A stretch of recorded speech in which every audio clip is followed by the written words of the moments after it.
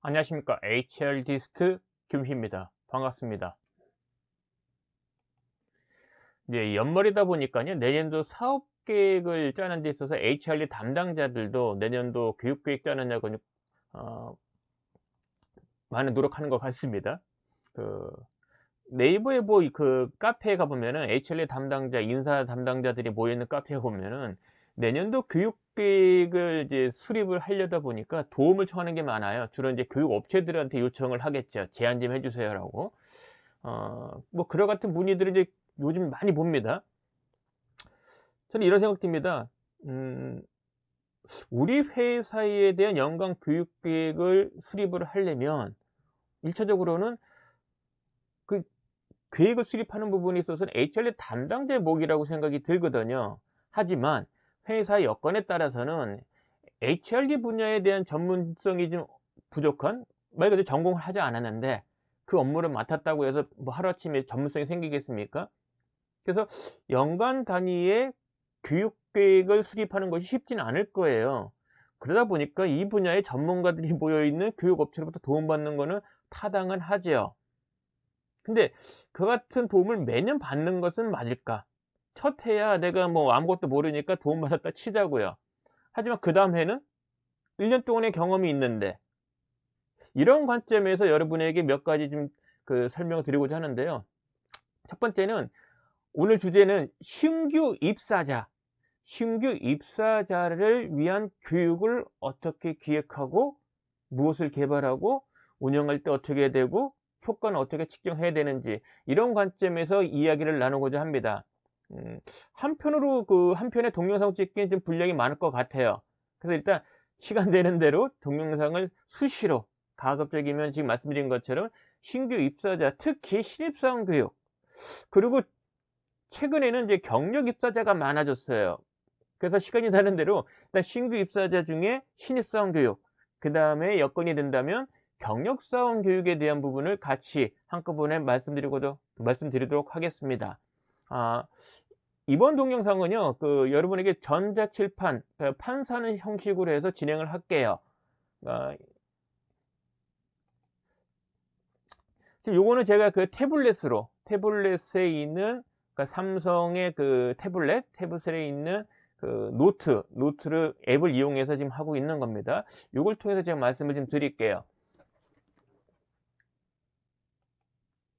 자, 오늘 드릴 말씀은 신규 입사자에 대한 교육이에요.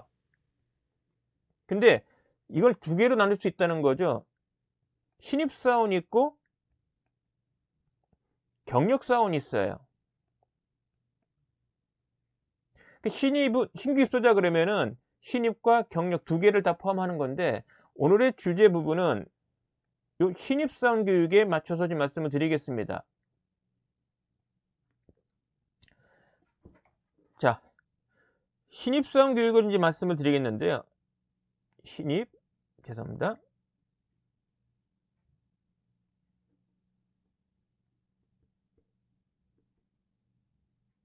자, 신입사원 교육을 우리가 기획을 하고자 할 때 이걸 왜 해야 되는지, 그 다음에 무엇을 포함시켜야 되는지,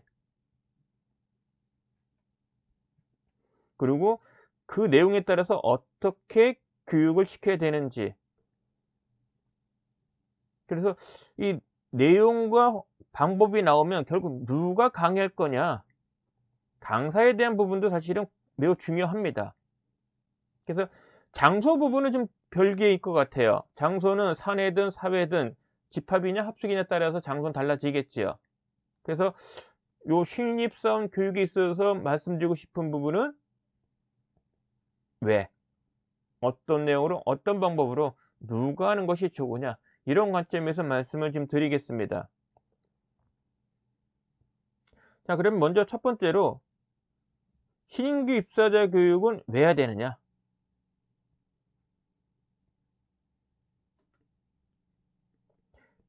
신규 입사자 교육, 특히 신입사원 교육에 대한 실시 배경 또는 목적에 대해서 좀 말씀을 드릴게요.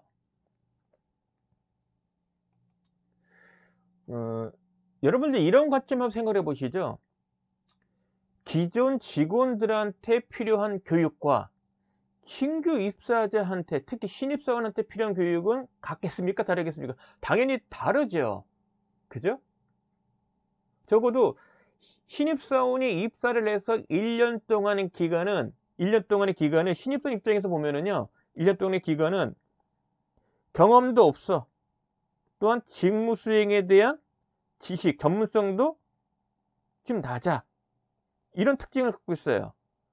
그런데 이들한테 요구되어지는 것은 한 개인에 대한 업무 목표가 부여됩니다. 그죠? 근데 이 업무 목표는 물론 신입사원에 대한 인사평가에서는 인사평가할 때는 신입사원은 열애예요. 그죠? 그냥 C예요. C등급, 보통 등급. C등급으로 가요. 왜? 판단하기에는 한정된다는 거죠. 유예로 두는 거죠. 어떻게 보면. 그럼에도 불구하고 개인으로서 업무 목표를 준단 말이에요. 그 업무 목표 뭡니까? 결국 단위 조직에 부여된 목표 아니에요. 그러면 신규 입사자한테 필요한, 특히 신입사원한테 필요한 교육은 한 단위 조직의 한 업무의 담당자로서 주어진 업무 목표를 달성하는 데 필요한 경험과 직무 전문성 부분에 대한 부분을 집중적으로 1년이라는 시간 내에 업무하면서 알려주는 거죠. 그러니까 도움을 받아서 지금 한다면, 타인의 도움을 받는 입장이라면 1년이 지나면은 도움 없이도 할 수 있는 수준으로 가야 되는 거거든요.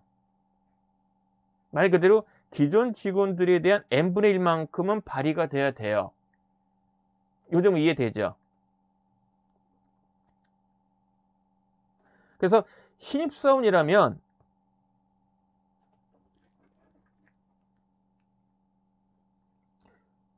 신입사원에 대한 교육 부분은 이렇게 보시면 될 것 같아요. 한 개인의 업무 담당자로서 필요한 지식과 기술, 태도에 대한 부분을 배우는 것과, 또 하나 부분은 회사의 구성원으로서 이미 근무하고 있는 사람들과 똑같은 입장에서 조직 문화에 대한 수행인 거죠. 이해하고 실천할 수 있는 이런 능력이 필요합니다. 크게 보면 이 두 가지예요. 이해되죠? 자, 요 n분의 1이라는 부분은 직급, 하는 일 상관없이 내가 소속된 회사의 구성원이기 때문에 알고 할 줄 알아야 되는 것. 근데 그 메인의 핵심은 사실은 조직 문화가 되는 거죠. 근데 n분의 1로서 꼭 알아야 될 부분은 요 시기, 신입사원 입사 시점에서 알아야 될 것들이 제법 많아요. 입사 시점에서. 그게 뭐죠? 알아야 될 것들? 그게 바로 신입사원 교육에 대한 내용이 될 거고요. 지금 말씀드린 부분은 왜 이런 교육을 해야 되는지에 대한 이유가 될 겁니다. 좀 정리를 해볼게요. 왜 이 교육이 필요하냐? 신입사원 교육이 그 관점에서 말씀드린 겁니다.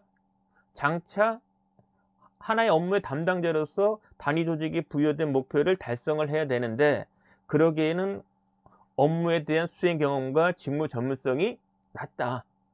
근데 이 부분을 도움받고 지급하지만은 1년 뒤라면은 도움 없이도 해낼 수 있어야 된다. 그런 취지에서 필요한 교육들이 돼야 된다. 그 이야기입니다, 지금. 그래서 업무 담당자로서 필요한 지식과 기술, 그런 부분을 습득을 하는 거고 경험을 하게 되는 거고요. 그 다음에 우리 회사의 n분의 1로서 모든 구성원에게 요구되어지는 것처럼, 모두 알고 있는 것처럼 그 부분을 수행해야 되는데, 주로 조직 문화에 대한 이해, 실천 수준이 되겠죠. 그리고 입사 시점에 반드시 알아야 될 것들이 있다는 부분이에요. 이 부분들이 신입사원들에 대한 교육 내용으로 들어가야 된다.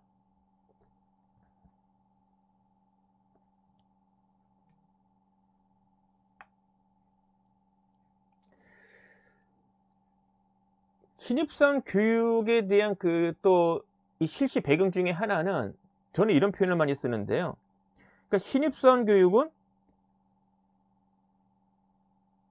일종의 이거는 예방주사예요.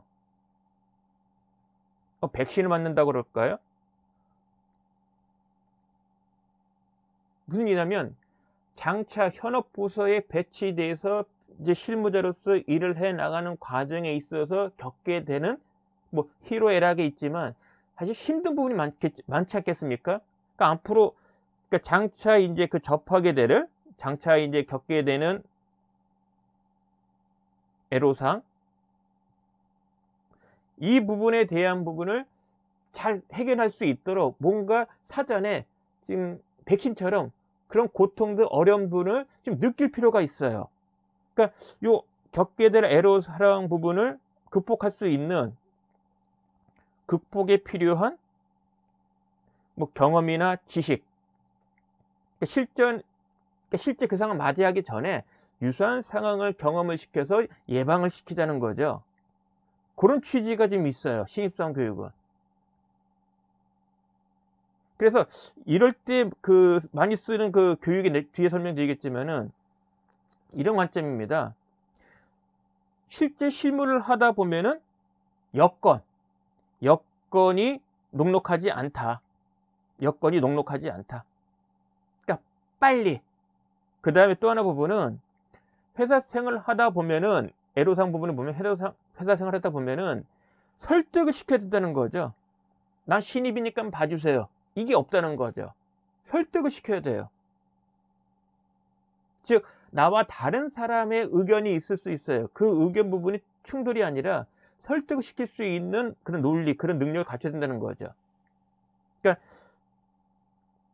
시간이 충분히 안 줄 거고 난제를 줄 거고 그 난제를 설득을 시켜야 된다는 거죠. 그 설득이라는 부분은 함께 일하는 사람들에 대한 설득도 있고 의사결정권자에 대한 설득이 될 수도 있겠지요. 그리고 또 하나 사실 회사에는 정답이라는 게 없지 않습니까? 최선을 찾는 거 아니에요. 최선. 정답보다는 최선을 찾는 겁니다. 최선을 찾는 과정에 있어서는 합의란 부분이 필요하죠. 합의. 뭐 설득하고 마찬가지일 수 있는데 그러니까 결국은 그 회사에서 보통 많이 그 회의를 통해서 일을 해 나가지 않습니까? 그러니까 회의를 통해서 뭔가 합의를 이끌어 나가는 과정이 있단 말이에요. 그 속에서는 자신의 의견을 충분히 반영해야 돼요. 자신의 의견 부분을. 그래서 이런 기회들을 지금 사전에 겪을 필요가 있다. 이런 부분들을 이제 신입사원 교육 때 반영을 하자는 거죠. 그러니까 저는 한마디로 해서 신입사원 교육은 장차 겪게 되는 애로사항 부분을 극복하는 데 필요한 극복에 필요한 그런 내용들, 경험들, 지식들을 배우는 거다. 그래서 저는 백신 또는 예방주사라고 지금 부릅니다. 자, 지금까지 이제 그 신입사원 교육에 대한 필요성에 대해서 지금 말씀을 드렸는데 좀 어떻게 정리가 좀 되십니까? 근데 여기서 또 하나 지금 부분이 있어요. 신입사원 교육해서 여러분이 그 많이 갈등 부분이 되는데 신입사원 교육을 할 때요.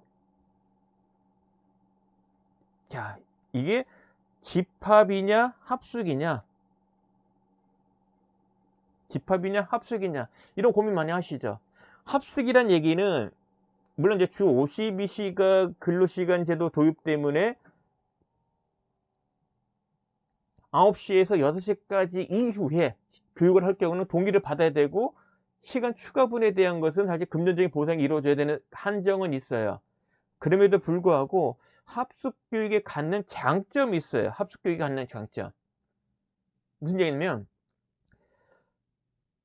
그 머물러 있는 공간, 그 시간과 공간이 신입사원 입문 교육에 집중할 수 있다는 거죠. 배운 것을 생각하고 행동하는 데 가장 좋은 여건이에요.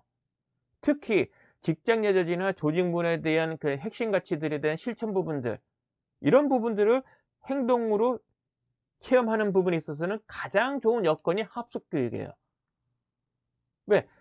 배운 거를 그 기간 동안에 실천하게끔 할 수 있는 공간이 되거든요, 충분히. 집합은 그런 측면에서는 좀 약해요. 그래서 보통 신입사원 교육을 합숙으로 진행하는 거는 빨리 신입사원 때 몸으로 체험을 해야 되는 행동의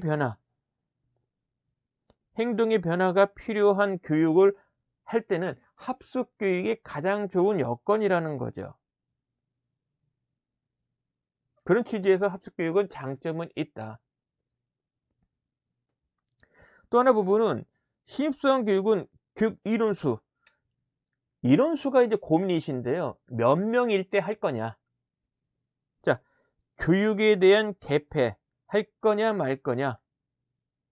요 기준으로 인원수를 많이 보시는데 저는 개폐보다는 교육의 방법의 요소로 보는 것이 타당하다고 봅니다. 무슨 얘기냐면 통상적으로 6명일 때는 3명 플러스 3명 이렇게 2개의 팀으로 좀 구별이 될 수 있어요. 2개의 팀으로 좀 형성이 될 수 있습니다. 2개의 팀으로. 그러면 2개 팀이니까 팀 활동이 가능해요. 팀 간 활동이 가능합니다. 즉 6명 이상이 되면은 팀 단위 활동이 가능한 프로그램을 넣을 수가 있어요. 따라서 교육기간이 팀 활동이 가능하니까 교육기간이 늘어나는 거죠. 그러니까 교육 인원수는 교육 방법에 영향을 주는 거다. 따라서 6명 이상일 경우는 팀 활동이 가능하니까 교육 일수가 6명이 안 됐을 때보다는 늘어난다는 거죠. 교육 일수가. 근데 6명이 안 되면은 이와 같은 활동을 못하니까 교육 일수가 줄어든다는 얘기예요. 이해되시죠? 그래서 교육 인원수도 매우 중요하다. 근데 이거는 교육의 개폐보다는 교육의 방법이라는 관점에서의 영향을 미치는 요인으로 좀 바라보자. 자,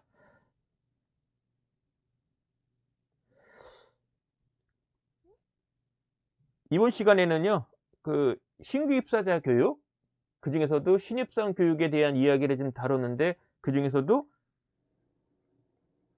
왜, 실시 배경, 목적에 대한 부분을 집중적으로 좀 말씀을 드렸습니다. 다음번 영상에서는요, 신입사원 교육에 담을 교육 내용에 대한 부분을 다루도록 하겠습니다. 시간에 따라서는 요 내용이 정해지니까 교육 방법까지도 같이 다룰 수 있도록 노력해 보겠습니다.